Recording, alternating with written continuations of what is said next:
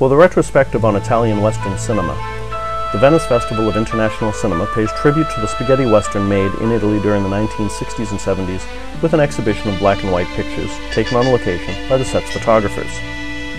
The Italian western was different from those of Hollywood in one fundamental way. The American westerns were optimistic. The hero always wins, justice is served. In fact, in the morning when the hero opens his window, he sees an endless horizon full of promise and a better life. In the Italian West, the protagonist opens his window with fear and trepidation because he knows that either the sun will warm his face or that just might be the morning he takes a bullet between the eyes. He lives in a sunburnt wasteland of cruelty, hardship, and injustice. Wild West frontier towns centered around the general store, the livery stable, and the jailhouse. The saloon, grinding way with wild piano music, girls, or more accurately, prostitutes, poker, drinking, brawling, and shooting. It's where life has no value.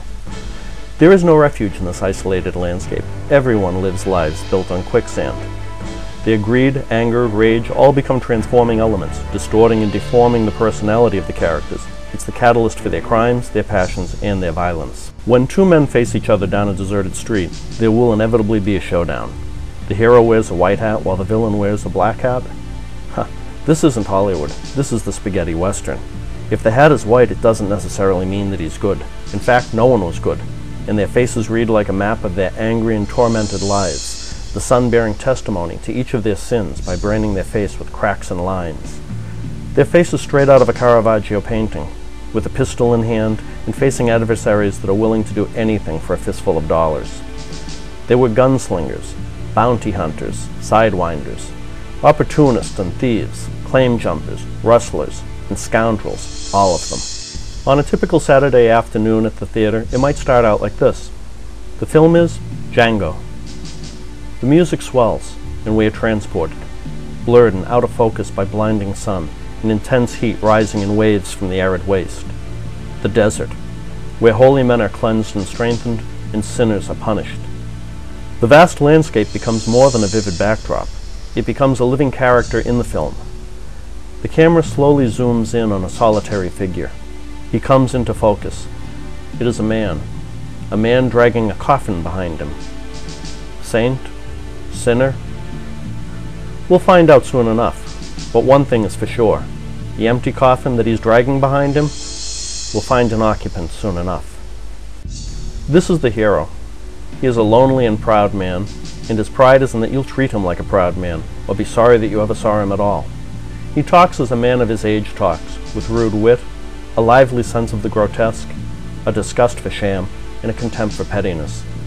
The story is his adventure in search of truth, and it would be no adventure at all if it didn't happen to a man fit for adventure. He has a range of awareness that startles you, but it belongs to him by right, because it belongs to the world he lives in, a world where guns and wits, and sometimes dynamite, are his everyday tools of survival. The spaghetti westerns share a vision and sensibility indicated by their echoing titles.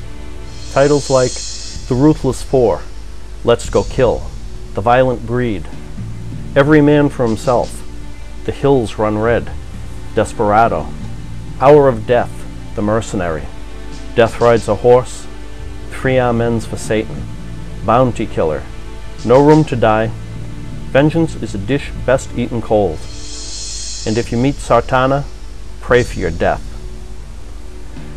These evocative titles conjure up a dark, violent world of feuds, greed, revenge, and death. Spaghetti Western mania gripped the entire world, not just the Italian public, with kids able to pull a gun with a Clint Eastwood squint from New York to New Delhi, and Rome, Italy to Rome, Texas.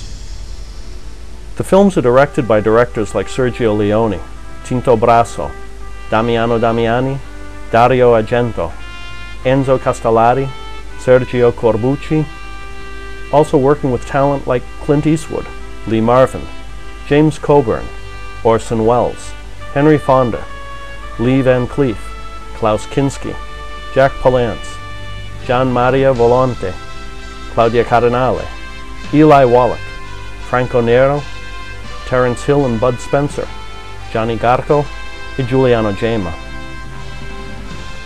Spaghetti westerns were characterized by the presence of more action and violence than their Hollywood cousins. In fact, often one Italian western will exhaust more ammunition than 30 years of John Ford. The best known, perhaps, archetypal spaghetti westerns were the Man with No Name trilogy, comprised of A Fistful of Dollars, For a Few Dollars More, and The Good and the Bad and the Ugly, directed by Sergio Leone, starring the then TV actor Clint Eastwood, with musical score by Ennio Morricone, all of whom are now synonymous with the genre. Between 1963 and 1974, Italy was undergoing a revolution. How else could we define the birth of a genre that so completely changed the cinematic language of the period, fashion and production models, and that now, 40 years later, still manages to produce new cinema? Without the spaghetti westerns, a large part of Italian cinema would not exist, and Hollywood would never be the same.